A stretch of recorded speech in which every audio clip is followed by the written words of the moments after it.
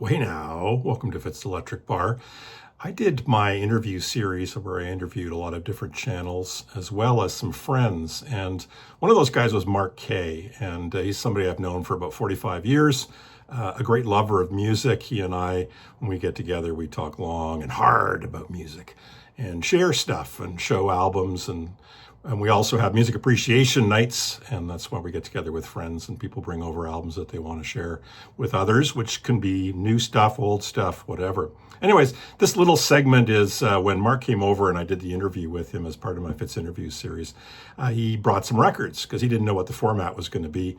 And so he did a little show and tell and really enjoyed that. So I'm going to just run that now. Mark Kay, show and tell. So now we get to the Show Me Your Records section. Mark, you brought some over with Yeah, you. so Fitz, I actually brought some records because I didn't know, what you wanted to talk about it. So I just brought a few. Wonderful. And so this, and I was either with you or Dean when I bought this record. And I honestly don't know if it was you Is or it the Dean. cost of living? It's the cost of living. It was you, was it? I think it was me. Yeah. So we're at Notting Hill Gate in London. No, that may have been Dean. I don't know that I visited you in Bristol, but I don't think I Right. was ever in London with you. So that would have been It Dean was then. Dean. I mean, I was a big fan of that, right? Right, and so I think that then it was Dean, and I think you probably told me about the Cost of Living EP, and we both brought a copy, and we both walked around, London with our Cost of Living EPs as though it was just the greatest thing. So yeah, so you had one, but I was with Dean, I guess, when we managed to get our Cost of Living EP. And for the viewers, Dean is Mark's cousin and really a music mentor for both of us. He turns us on to a lot of stuff and he's great. Got a deep dive into music from Dean. So. No, for sure. Yeah. And so the album I didn't bring is the White Album, but I did.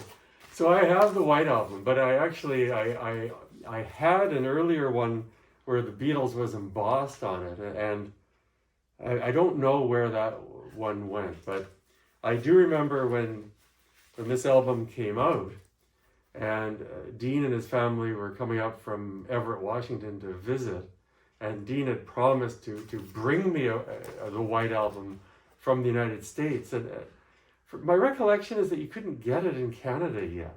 I don't know if that really makes sense, but somehow it had come out in the United States. He was going to bring it, and his mom, my Aunt Tula, wouldn't let him bring it because she had thought that there was nudity in it or something. So he didn't bring it, but of course I eventually got the White Album.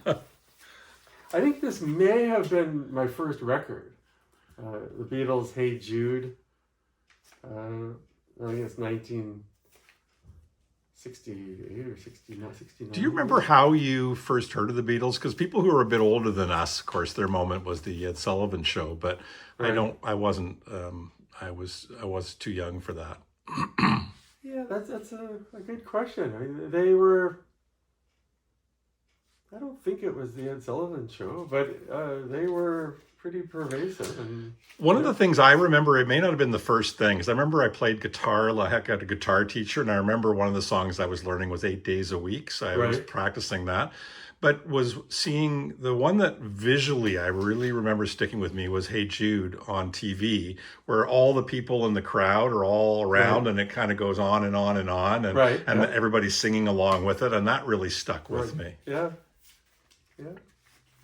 So this was, I mean, it was, I think, my very first record. Mm. I remember, our next door neighbor loved Let It Bleed, and was really, would tell anyone who would listen that you've got to get Let It Bleed. And there was Kelly's Music had a great record store in Oak Ridge, and if you wanted to learn the Beatles chords, which I did, you'd have to go to like a sheet music store to buy the chord books or the song books. Yeah. So this album I bought new, Badfinger Straight Up, I think it's 1971. And that was after the Beatles had broken up. And this is produced by Todd Rundgren and George Harrison.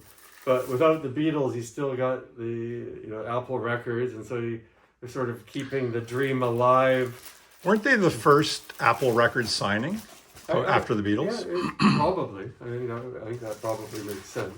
And they kind of go down in history as one of the, again, a band that seems like it deserved to be much bigger than they were. Yeah, I mean, I saw just a recent interview, with all the Oasis excitement with Liam, and he was basically saying, look, you could have the greatest song in the world, but if you don't dress cool, if you dress like shite, then you're not going to be anything. You got to dress. You got to dress like me and have a half good record. And I think that was their problem. I think they just looked uncool and acted a little uncool, even though the songs were great. Right. It just, they didn't have the whole package, I think, unfortunately. It's funny because they look like every other sort of 70s band, so maybe they needed to stick out, but they don't look uncool. It's like, wasn't it Ian McLagan, or there was a guitar player who played with the Rolling Stones, and he was like a roadie, but he also was a really good piano player, and he played on some of their tracks, but he wasn't like basically allowed to join the band because he looked so goofy. Really? That's as simple as that? I think so. I think it wasn't so much his playing. I think they actually loved his playing, but they just didn't feel like he looked like a member of the Rolling Stones. Right. Yeah. Not a rock star. No.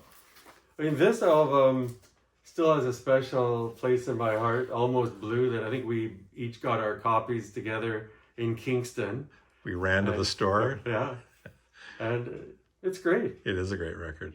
That was a huge, left turn. I mean, I think Radio Sweetheart came out before Almost Blue, and that was first recognition that he had some interest in country music.